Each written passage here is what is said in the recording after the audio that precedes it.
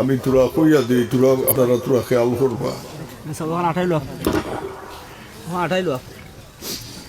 পয়লা ফরোর মন্দ করার খেয়াল দিল থেকে হরাই লিবা। অন্যর বালা দেখলে নিজের দিলের মাঝে আরাম লাগাইবা, অন্যর দুঃখ দেখলে নিজের দিলের মাঝে দুঃখ লাগাইবা। আল্লাহ আমাদের জীবনটা ফসা করবে।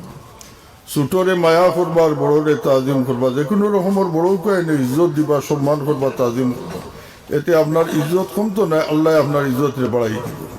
আর ছোটরে দয়া করবা, মায়া করবা।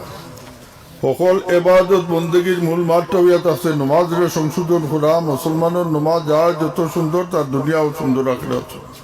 নমাজও বেরাসেরা হইলে দুনিয়াতেও বেরাসেরা, আখিরাতও বেরাস।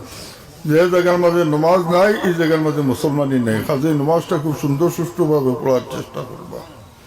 আর রোজানা দুরুদ শরীফ 200 বার, আর তওবা ইস্তেগফার 100 বারের আদত করে লইবা।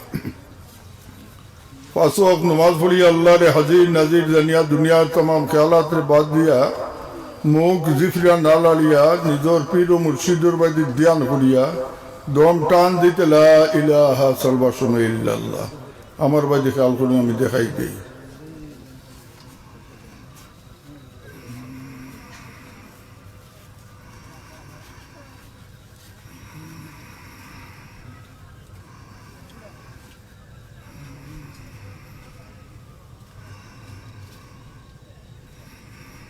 ইল্লাল্লাহু মুহাম্মাদুর রাসূলুল্লাহ সাল্লাল্লাহু আলাইহি ওয়াসাল্লাম। কয়েকদিন বাদে একটা মস্কই দিব, যে মস্কই বই সময় আপনার আর খেয়াল রাখতে লাগতো না। আপনি একটা জারি হইব, গুমোর মাঝে আপনার একটা চলবো, এবাদতের মাঝে একটা গুণ্য হইব।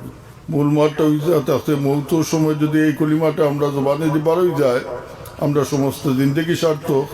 আর এই কলিমা বারোয় না, আমরা সমস্ত জীবনের এবাদত গেল বেকার। আল্লাহ আপনার প্রত্যেকটা তৌফিক দিত। আল্লাহ মৌতর সময় কলিমা নসিব করাইয়া তার হাবিব সাল্লাল্লাহু আলাইহি সাল্লাম যে আমরা চোখের সামনে রাখিয়া আমরা খাতিমা বিল খায়র করবো। আল্লাহুম্মা আমিন। হযরত হাজিরিন, আমি আর আপনারা এই মূল্যবান সময় আমি নষ্ট করতাম সেই আর না। আমি দোয়া করবো, আর আমিও আপনারা লোকে দোয়া করবো।